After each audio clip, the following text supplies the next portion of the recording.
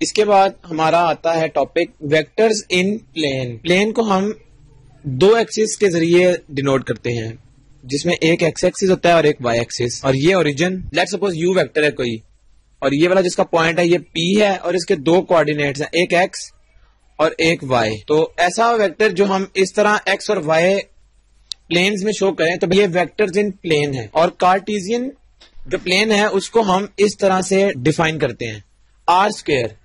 Vectors in plane के लिए R square is equal to X Y such that, आगे X और Y जो है वो बिलोंग करते हैं रियल नंबर से। तो ये ऑब्जेक्टिव बन सकती है आर स्क्वायर के अलावा कोई और पावर आ जाए, R4, R5, और पूछा जाए वेक्टर्स इन प्लेन किस चीज से डिनोट किया जाता है। इसके बाद हमारे पास एक डेफिनेशन है नेगेटिव ऑफ अ वेक्टर की। यू मतलब एक वेक्टर है, उसके एक्स वाई कोऑर्डिनेट्स हैं, then minus U is equal to minus X minus Y is negative vector of U. यानी अगर हम इस वेक्टर को माइनस के साथ मल्टीप्लाई कर दें और इसके कोऑर्डिनेट्स भी माइनस हो जाएंगे, माइनस एक्स माइनस वाई, तो इसका मतलब है कि ये वाला जो वेक्टर है ये इस वेक्टर का नेगेटिव वेक्टर है। या इसको नेगेटिव वेक्टर कह लें, या हम इसके लिए एक और वर्ड एडिटिव इनवर्स का भी यूज करते हैं। यानी ये वेक्टर इसका या तो नेगेटिव वेक्टर है या हम इसको एडिटिव इनवर्स कह सकते हैं। इसके बाद हमारे पास नेक्स्ट आता है वेक्टर्स इन प्लेन में magnitude of a vector. Magnitude is distance of point P from origin. यानी लेट्स सपोज ये हमारे पास वेक्टर है, ये वाई एक्सिस है, ये एक्स एक्सिस है, और कोई हमारे पास इस तरह से वेक्टर हम ड्रॉ कर लेते हैं, ये वाला, इसका ये पॉइंट पी है एक्स वाई और ये ओरिजिन है 0 0। अब ये हमारे पास क्या है, ये अगर हम यहां से इसको डॉटेड लाइन नीचे लेके आए तो ये एक्स पॉइंट था और ये वाला इसका वाई पॉइंट है। अब ये इसका एक्स है ये वाला, और ये इसका परपेंडिकुलर है वाई। तो एक्स और वाई इसका ये रिजल्टेंट फिर क्या होगा, ये है उसकी मैग्नीट्यूड। पॉइंट पी से ओ तक का डिस्टेंस है, ये डिस्टेंस मैग्नीट्यूड है। और इसको हम किस तरह कैलकुलेट कर सकते हैं, square root of X square plus Y square. और अगर हम इसको अलग से लिख लें तो OP उसकी मैग्नीट्यूड बराबर है किसके, square root of X square plus Y square.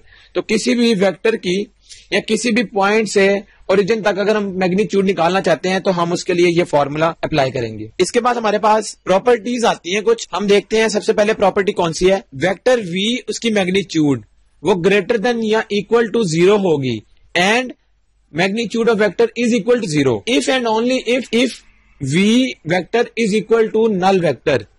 यानी अगर V वेक्टर कोई भी नल वेक्टर हो तभी उसकी मैग्नीट्यूड 0 होगी। इसके बाद हमारे पास दूसरी जो प्रॉपर्टी है वो क्या है, अगर हम ये हमारे पास क्या है मैग्नीट्यूड, मैग्नीट्यूड के अंदर एक वेक्टर है और उस वेक्टर के साथ कोई स्केलर मल्टीपल है। अगर इस तरह का हमारे पास केस आ जाए तो हमने करना क्या है, हमने जो कांस्टेंट नंबर था उसको अलग कर लेना है, उस जो हमारे पास मैग्नीट्यूड थी उसमें से बाहर निकाल लिया और हमने क्या किया, दोनों का अलग अलग से मैग्नीट्यूड निकाल ली, तो ये दोनों आपस में बराबर होंगी, ये प्रॉपर्टी कहती है। इसके बाद अब ये है another notation for representing vectors in plane. ये तो हमने देख लिया कि हम वेक्टर को किस तरह से डिनोट करते हैं इन प्लेन। अब आ गया कि अगर हम इसके लिए कोई और नोटेशन देखें वेक्टर्स इन प्लेन को डिनोट करने के लिए तो हम उसको किस तरह से डिनोट कर सकते हैं। लेट्स सपोज वेक्टर है u और हमें पता है उसके दो एक्सिस होंगे, एक उसका एक्स एक्सिस होगा यानी उसका कोऑर्डिनेट एक x होगा और एक y। तो उसको हम इस तरह से डिनोट करते हैं x इंटू आई वेक्टर, ये आई वेक्टर है, प्लस y इंटू ये y के साथ j वेक्टर। वेक्टर v हो तो वो भी इसी तरह होगा, v vector is equal to x i plus y j. तो ये जब x और y की बात करेंगे तो ये वेक्टर्स इन प्लेन है। अब अगर वेक्टर्स इन प्लेन में हम यूनिट वेक्टर स्टडी करना चाहें, unit vector in the direction of given vector, हमने यूनिट वेक्टर का पहले फॉर्मूला पढ़ा, वो क्या था, हमें पता है यूनिट वेक्टर जो होता है वो किसके बराबर होता है, यूनिट वेक्टर बराबर होता है वेक्टर डिवाइडेड बाय वेक्टर की मैग्नीट्यूड। कोई भी वेक्टर हो और उसकी मैग्नीट्यूड से उसको डिवाइड कर दें तो हमारे पास यूनिट वेक्टर आ जाएगा। अब हमारा टॉपिक है unit vector in the direction of given vector. हमने करना क्या है, लेट्स सपोज एक एग्जांपल है, find unit vector in the same direction as vector v is equal to 3 minus 4। अब हमारे पास एक वेक्टर है v, वो है उसके कंपोनेंट्स 3 और -4। हमने एक यूनिट वेक्टर निकालना है जिसकी डायरेक्शन इसी v वेक्टर की डायरेक्शन के साथ ही होगी। तो वो हम किस तरह निकालेंगे, हमें पता है कि वेक्टर हमें गिवन है, हमें अब इसकी मैग्नीट्यूड चाहिए। अगर हमें मिल जाए तो हम यूनिट वेक्टर निकाल सकते हैं। इसकी मैग्नीट्यूड हम किस तरह निकालेंगे, v वेक्टर की मैग्नीट्यूड निकल आएगी 3 का स्क्वायर प्लस -4 का स्क्वायर और इसका स्क्वायर रूट, ये इसकी मैग्नीट्यूड है। तो 3 का स्क्वायर 9, 4 का स्क्वायर 16, जब इन दोनों को ऐड करके स्क्वायर रूट लेंगे तो 5 आ जाएगा। अब 5 आ गई v की मैग्नीट्यूड और वेक्टर हमारे पास गिवन है। तो यूनिट वेक्टर लेट सपोज वो u है, वो किस तरह निकलेगा, v vector over its magnitude. तो v वेक्टर क्या है, 3 माइनस 4 यानी 3i, ये i है जिस तरह x i था। तो x क्या है, 3i माइनस 4j, ये हमने इसको रिप्रेजेंट कर लिया वेक्टर फॉर्म में, डिवाइडेड बाय ये मैग्नीट्यूड 5। तो ये हमारे पास क्या है, यूनिट वेक्टर। अगर एक स्टेप हम और लिखना चाहें तो किस तरह करेंगे, 3/5i माइनस 4/5j।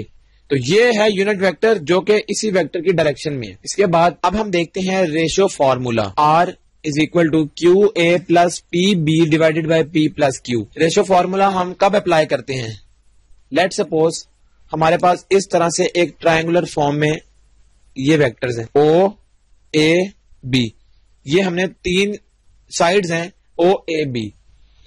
अब क्या करना है, अब हमारे पास जो o a है ये a वेक्टर को डिनोट कर रहा है, o b डिनोट करता है b वेक्टर को। अब क्या है कि एक पॉइंट हमारे पास लेट सपोज वो a और b को डिवाइड करता है, किस तरह, ये लेट सपोज एक पॉइंट p है, इसने a और b को डिवाइड कर दिया 2 रेशोज में। जो a और p तक रेशो है वो इसकी लेट सपोज p है, उसको हम p कह लेते हैं। और जो हमारे पास b और p के दरमियान है इसको हम क्या कहते हैं कि ये क्या है, q। यानी इस पॉइंट p ने a और b को डिवाइड कर दिया p रेशो q में। अगर हम इस o से p तक डिस्टेंस कैलकुलेट करना चाहें तो हम किस तरह से इसको कैलकुलेट करेंगे, इसको हम कैलकुलेट करेंगे बाय यूजिंग रेशियो फॉर्मूला, यानी ये हमारे पास फिर बराबर आ जाएगी r के। तो इसको हम अब किस तरह, ये ड्राइव किया हमने फॉर्मूला, यानी q, ये जो डिस्टेंस है q के साथ a मल्टीप्लाई करना है प्लस p के साथ b, ये करने के बाद p प्लस q ये डिवाइड कर देंगे। तो हमारे पास r रेशियो फॉर्मूले से ये डिस्टेंस है ये निकल आएगा। अब गौर करें, अगर हमारे पास एक नोट है और वो ऑब्जेक्टिव टाइप बनती है, अगर जो p है ये p पॉइंट, गौर करें इस डायग्राम में, अगर ये p पॉइंट हमारा सेंटर में आ जाए, बिल्कुल सेंटर में आएगा, इसका मतलब है कि दोनों रेशियोज आपस में बराबर हैं। If p is mid point of A B then p ratio q is equal to, अब दोनों रेशियोज बराबर है और वो 1-1 हो गई। जब ये 1-1 हो जाएंगी तो जो रेशियो फॉर्मूला है वो क्या बनेगा, अब गौर करें, जब ये p बिल्कुल अभी मिड पॉइंट नहीं है इस केस में, जब ये बिल्कुल मिड पॉइंट होगा तो p और q बराबर हो जाएंगे। जब p q 1-1 हो जाएंगे मीन्स बराबर है, तो अब एक्सप्रेशन क्या बनेगा, r इज इक्वल टू, गौर करें p और q की जगह आप 1-1 पुट कर लें तो ये पहला q भी खत्म प्लस यहां से p भी खत्म, divided by p plus q, 1 + 1 2। तो हमारे पास a प्लस b का मिड पॉइंट आ गया। और इसकी अगर डायग्राम हम दोबारा बना लें तो ये डायग्राम अब कुछ इस तरह से है। अब p पॉइंट बिल्कुल सेंटर में है इस तरह, और वो कहां से निकलेगा, a और b को अगर हम ऐड कर लें और 2 पे डिवाइड कर लें तो हमारा p पॉइंट निकल आएगा। तो ये रेशियो फॉर्मूला इस तरह से है।